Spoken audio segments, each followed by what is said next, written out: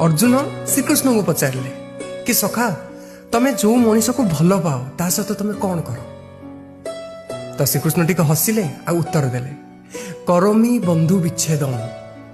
ता माने होची प्रथमे से मनीष ठू ता बंधु बांधव समस्त मु दूर को नहीं जाए। तो अर्जुन आश्चर्य हो गले कहले तमें भल पाओ ना तमें ताको घृणा कर जहाँ को तुम्हें भल पाओ ताको समस्त दूर केमती नहीं जाओ। तो श्रीकृष्ण कहले कि मु सेई मनीष को भल पाए जो मनीष हृदय कोमल होता है आ हृदय निर्मल होता है।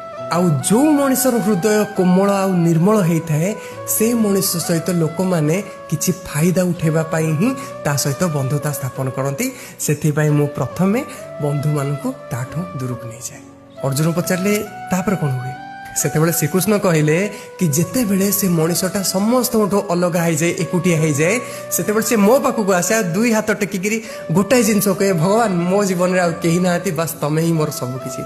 आउ सेतेबेले मु ता जीवन रथर डोरी के हाथ में धरिकी ताकू सबु युद्ध रे जिताए जेमिति कि मु तमको जितेइली।